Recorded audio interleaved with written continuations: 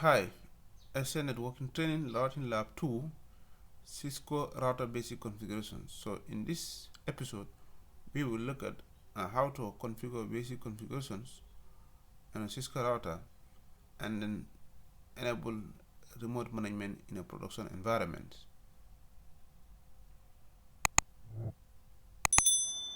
So here we have our Cisco router 1941 and then our Cisco switch 2950. So we are going to do the basic configurations, including remote management. So we're going to also allow remote management to make sure that the next time we have to configure these devices, we will not require to put like the console cable. Okay, so remember we said this device is for the first time out of the box. You need to configure them using the console cable, and once you enable remote management, now you can do feature configurations from remote locations. You can also see the back panel of the devices. The device on top is our Cisco switch, and then the device on the bottom is our Cisco router. So here on the Cisco router, I have already connected the console cable on the console ports, and the other end is also connected to my computer on the USB port.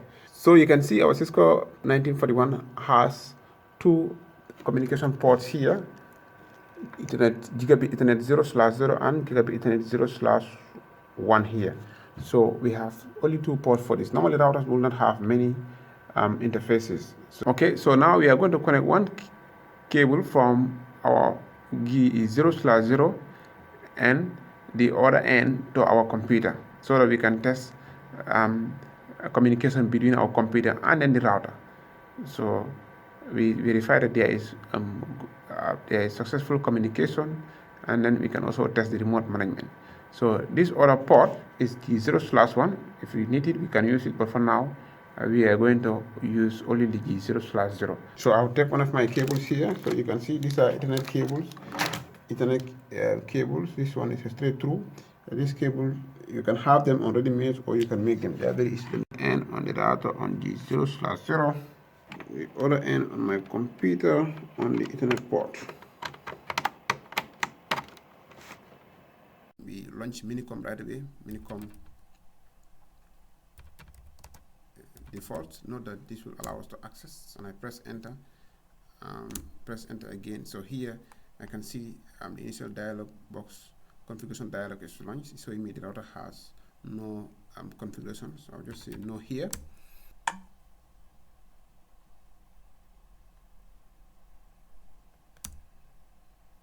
Okay, so here the router is started.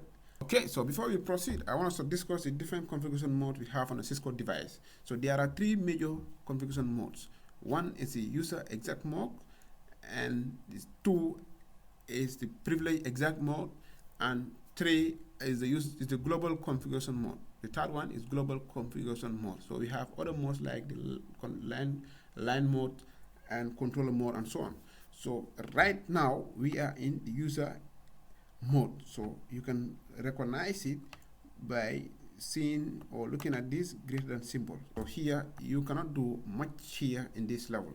So most of the things you can do here are monitoring activities. So for us to do any configuration changes to this device, we need to gain more power or more rights on these devices that can allow us to do configuration changes. So one of those the mode that will allow us to do that is the global configuration mode. So we need to move one step, and by doing that we type enable and press enter. So here we are now in privilege exact mode. So this is the second mode, but still we cannot do configuration changes here. So if we try to change the host name of the devices from router to something else, like snets-lab-r1, and press enter, the router will not allow us. It's going to throw an error, like an invalid input detected. So because this command is not available in this mode, so if you use help by typing the question mark, you can see that there is no command here in this list like hostname. Okay, so there are other commands like restart. You can restart the router to make sure it goes off and come back again. You can also issue SSH. You can do a lot of things here, so commands, but you cannot do configuration changes here. You can also do something like debug, which is also a very powerful tool. And to change this name now. To be able to change the name, let's move one more step to global configuration mode by typing configure terminal, and press enter. And now you can see that we are in global configuration mode. You can recognize it by seeing the router name plus config in bracket and then the hash tag. Okay, so let's change the host name. You type in the command hostname, and the name I want to give it is snet-lab-r1. You can use any name that you want and press enter. So now you can see the name of the device has changed from router to snet-lab-r1. Good. So this is the first configuration changes we've done on this router. If I want to go backwards, note that I jump from user exact mode. Okay. Note that this was my first mode, and then I jump from there by typing enable, and I go to the privilege exact mode. All right. So from there we move to global configuration mode by typing configure terminal. So if I want to go back to this privilege exact mode, and I need to type exits. I am in one time. I am in privilege exact mode now. Here you can see if I press enter again, you can see I am in privilege exact mode. You can recognize it with the router's name plus the hashtag. If I type exit one more time, again I'll go back one step further. That will take me to the user exact mode. Good. So running configurations. So I can type run and then hit the tab symbol or the tab key, and it's going to complete the whole command for me, and I press enter. This is going to show me all the configuration changes that I made to the router. Okay, you can go down, but we haven't done much. Okay, we haven't done much. So if I want to see the changes that I've just done right now, this is configuration changes. I can just say run, and then pipe, that means filter, include host name. Okay, and now you can see it just filters out the running configuration output to whatever I specify here, and now it's showing me your host name is snet-lab-r1. Let's move further in the basic configuration setup. So we have changed the host name of a device. So next, let's go and set the passwords to our router. Remember, when we were connected to our device on console, we were not asked to provide a password. So this is not normal in a production environment. Let me show you what I mean. I will exit out of my Minicom applications.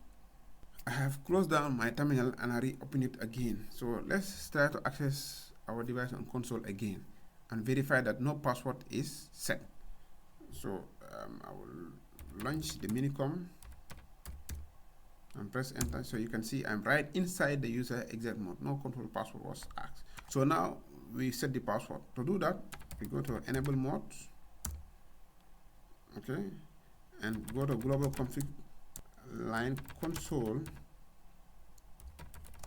0 passwords. For our lab purpose, we use the password of console. Press enter. So let's exit one more time and exit again. Exit the last time. Let's close down our Minicom and try to access the device again on console.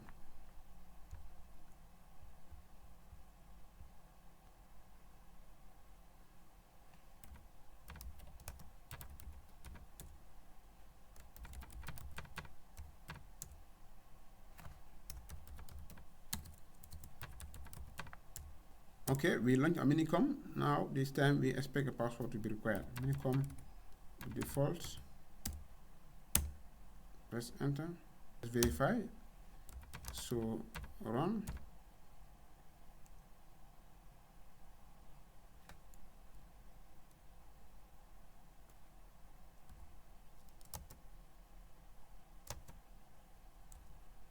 Okay. So note that we have set a password, but we need to issue the command login to make sure that that login means what? If somebody is logging on this router on console, please ask for this password. So to do that, we go to line console 0 again, and we issue the command login. We exit. We can close our console. minicom from. So this time we are requested to provide a password, and we type the password console.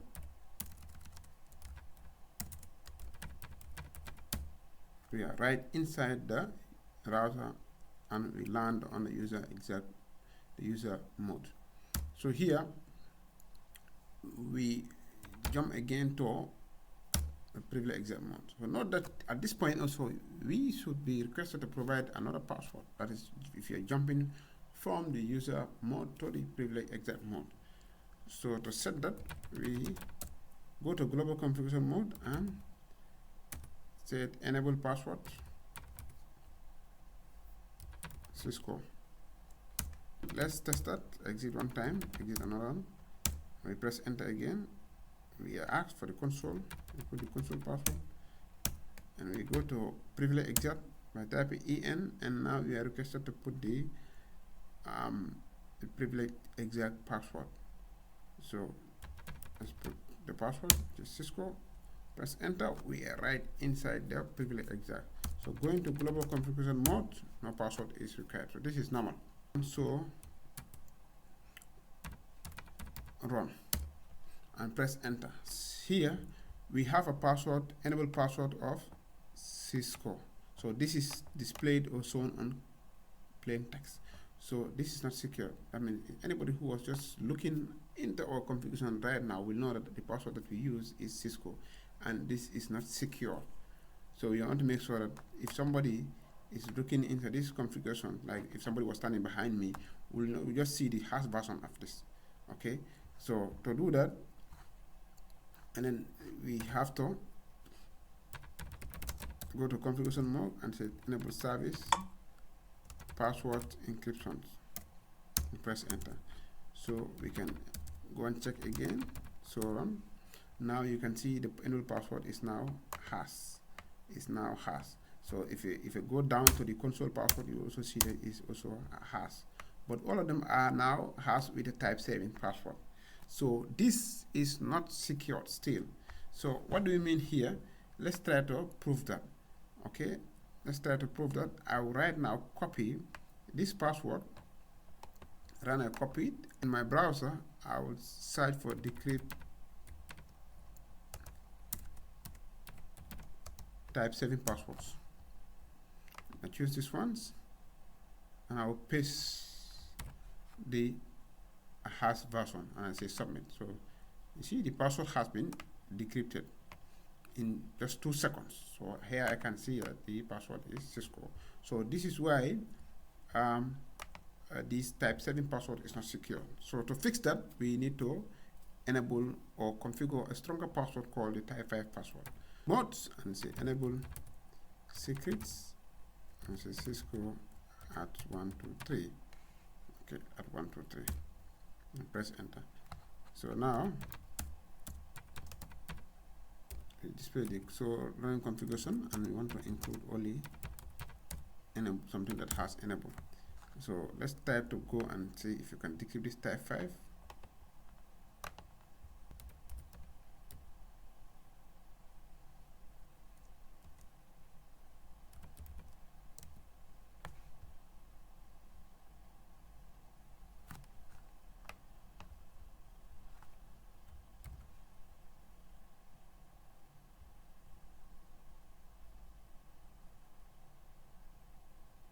So it's calculating, it's trying to calculate and see if you can break this thing. So normally the stronger your password, the more difficult it becomes to be decrypted for type 5.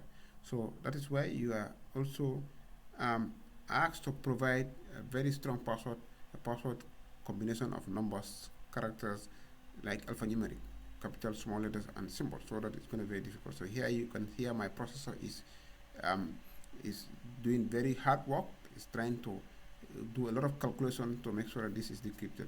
So the stronger the password, the longer time it will take for this password to be decrypted. It can take even 24 hours, 48 hours. So it depends on your strongness of your password. So, and the previous password was just decrypted in few seconds. So I will just close this and we proceed. Okay, now I have connected my physical cables and then what should we do next is to configure IP address. So let's display the interfaces. So IP interface brief. Okay, so you can see that my gigabit Ethernet 0/0 is administrative down. Okay, and then gigabit 0/1 is also administrative down. Administrative down means what? It has been shut down by an administrator issuing the command shutdown. So here, this is the port that I connect my cable on.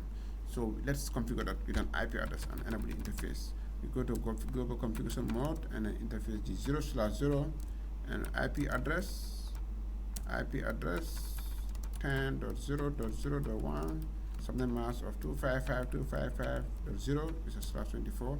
Press enter and we say no shutdown. Okay, so if you don't know what an IP address is, if you don't know what a subnet mask is, don't worry at this time. So we are going to look at that in detail. Alright, so here I have configured the IP address on my interface, and you can see the interface has changed state store, up. It's saying the interface gigabit 0/0 change state store up. Okay, so let me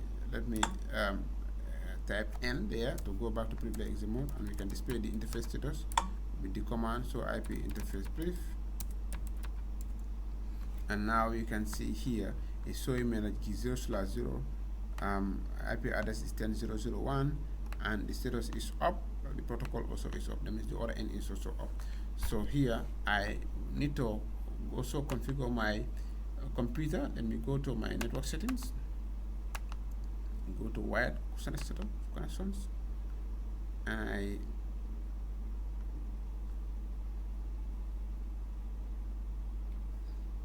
change the settings there.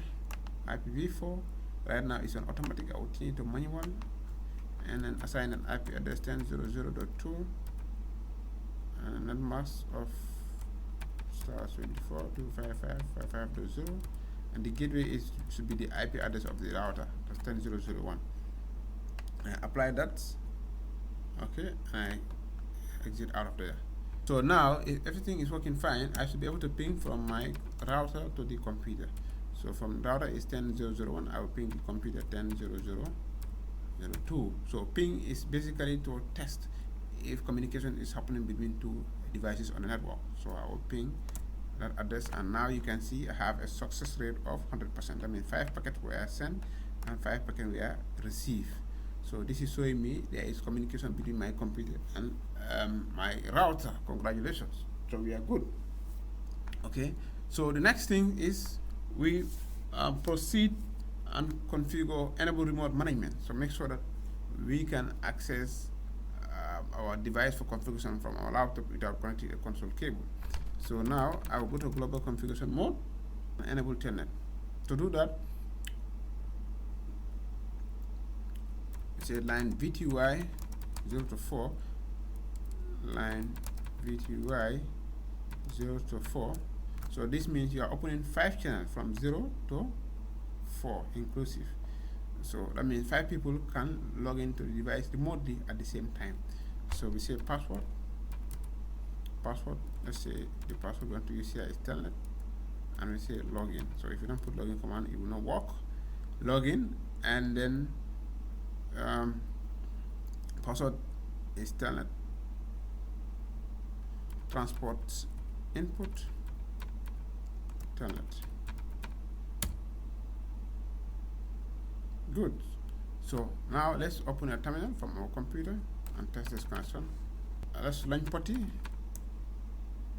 Okay, we telnet to the device 10.0.0.1, that's the address, and we use telnet protocol and open the connection. Okay, press enter. You are requested to provide the telnet password. So here the telnet password was what?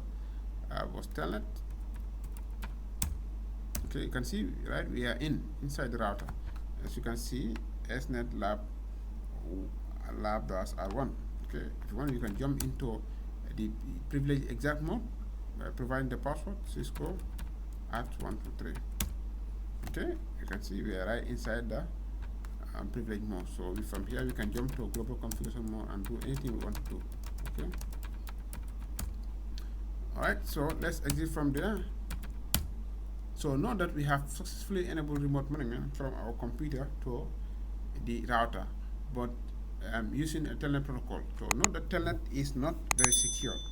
Telnet is not very secure. So here from the router, I can see that somebody from the VTY, somebody was coming to the router on VTY 0, and its IP address is 10.0.0.2. Note that telnet is not secure. It's not a secure protocol for remote communication nowadays. So we use a more secure protocol known as secure cell, and it's called SSH. So let's go ahead and enable the SSH configurations. So first of all, we create a domain name on the router because this is required for SSH to work. Domain name snet.com, and then we create a crypto key, generate RSA. You can always hit the tab key to complete this for you. And now the default encryption bits is 512, so I want to have a stronger encryption level, 1024, and press enter. So now the key will be calculated by the router. Next thing, I create a username SN, and then secrets. I can call it Cisco. Press enter. And the next thing is go to the VTY and apply the SSH configuration. Line VTY 0 to 4. We set transport input SSH, and then we also want to set login local. So this will transport this will make sure that if somebody is coming to the device on SSH, you are asked to use the local database. Okay, and then the local database means has some username. So run include username. So if you don't have a name in the local database here, you are not allowed to log in. So here my name is in the local database SN, and the password is there. So now let's try again, launch a terminal and try to access our device using SSH. Now let's try to SSH to our router from our computer. SSH username SN at 10.0.0.1. That means I'm trying to log into the device with the IP address 10.0.0.1. That's our router's IP, and then with the username of SN. And I press enter. Okay, so here is showing me an error that there is no matching cipher found. So here there's a problem. SSH is communicating on port 22, but what it's saying is there is no matching cipher. That means the cipher, there is no matching cipher found on the router. So the SSH client, SSH is a client-based protocol. So the cipher has to match both from the server and then the client end. So if this is not working, if this is not matching, then you will experience some problem. So here I will try to do a workaround here. SSH and then flag a cipher key to be used, AES 128, that's CBC. This one must match on the other side, and with my username, and this time round the IP address again. So it's asking me, do you really want to so that is asking me, do I really want to proceed? I will just say yes and put my password, which is Cisco 123.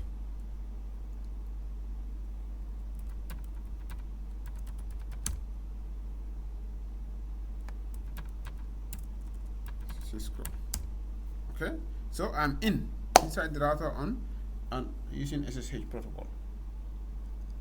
So as I said, normally this no matching cipher found can happen either on the server or on the client side, and is trying to enforce more strict policies. So the .c flags forces the AES 128 cipher to be used in the SSH connections, thereby meeting the server requirements. So let's exit out of here. Exit one more time. I can close my terminal and we go back to our console connection. So here, note that we have now enabled remote access on our Cisco router. Now let's save our configuration. Next time we reload our router, we can have our configuration back. To save that, we say copy running config. So before I do that, let me just, so before we save that, let's say so startup config. So startup config is so startup config. This is the file that stores whatever changes, that configuration changes. So startup config. This stores the save configurations. That means your configuration, your save configuration is stored in a startup config file. So if I press enter, it says there is no startup config presence. So that means we don't save any configurations on our router here. So now if I save by using the command copy running configs to the startup config and press enter, it's going to ask me, do you really want to override destination file? I'll just say yes. Okay, and then the file name will be startup config. And now you say building configuration, and the configuration save was successful. So now if I issue say so startup config again, so you can see all of our running configuration has been sent to the startup config. So okay, that's the end of this video. Thanks for watching. Please subscribe now, and I will see you in the next one.